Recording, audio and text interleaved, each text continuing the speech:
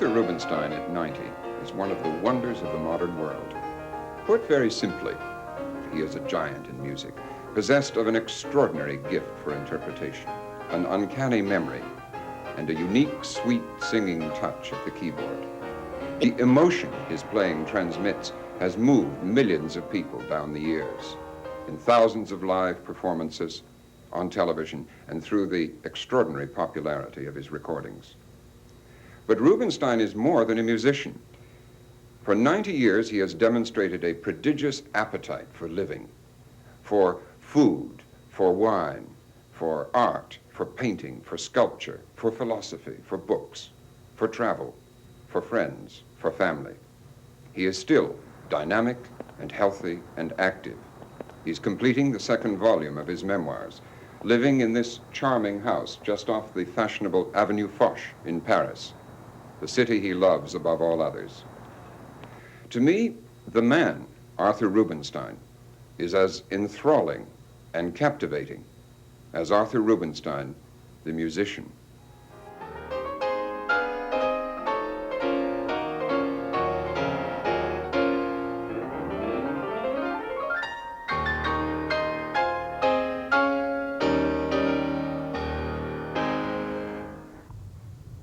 My love of life is very, very, very unconditional, believe me or not.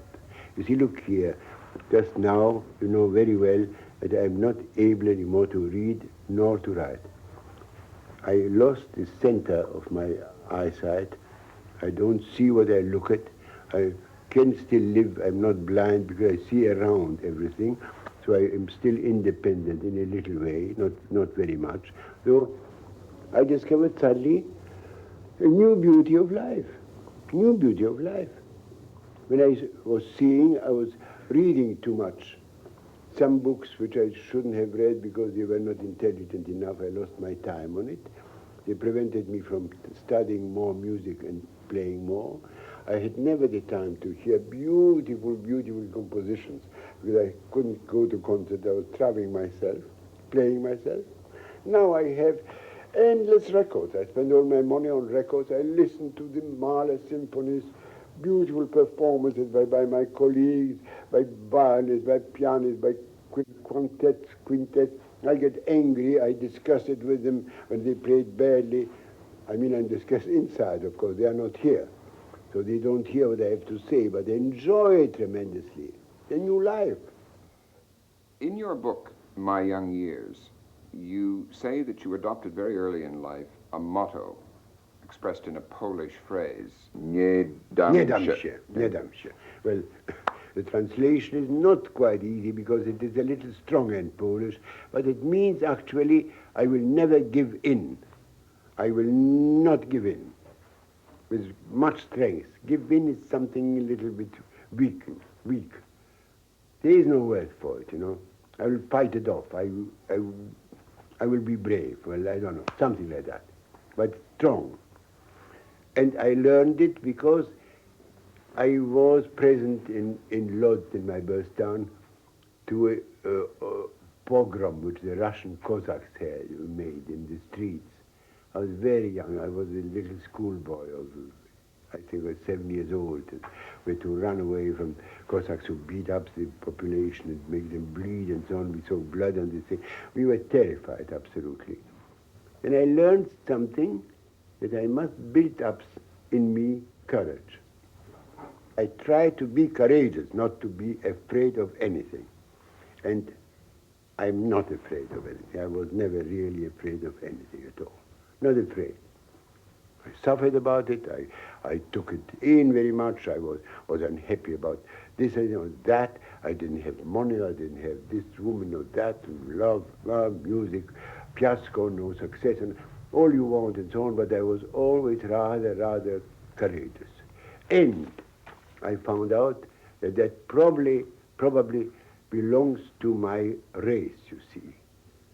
I must tell you, I have been since childhood a very proud Jew, and to remain Jew. You see, I admired their courage for the 2,000 years in exile. I admired the incredible character of the Jews to stick to their religion, to stick to their race. That they are the only old race preserved as they were. Can we talk about your music? When people say, as they do, that you are the greatest pianist of this century, do you believe them? Not only, I do not believe them, but I get very angry when I hear that, because it is absolute, sheer, horrible nonsense. There isn't such a thing as the greatest pianist of any time, of anyone, nor anything. Nothing in art can be the best. It is only different. You see, I will tell you my theory about it. I don't think that an artist, whatever it is, a painter, sculptor, musician, performer, composer, whatever, somebody who has the title of being an artist, of having to do with arts, must have an unconfoundable personality. He must be the one and nobody else. He is Joe Smith and there's nobody else like that. For me, if one says, oh, he plays, you know, it's a second Liszt or second Paderewski or second, a second is already wrong, you know.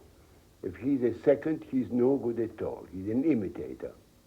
An artist in any way must be alone, a world by himself. If I were questioning somebody and asked you, for instance, well, who do you really think the greatest of all times? Leonardo da Vinci, Michelangelo, Raphael, Titian, Velasquez, Rembrandt. What would you do? It's impossible. Each one of them is a world by itself, a world. If I go to see the whole exhibition of Rembrandt that I saw in Amsterdam once, 350 pictures, I mean not all, but I mean most of it, on an anniversary of his, I assure you, I thought there was nothing else in the world possible.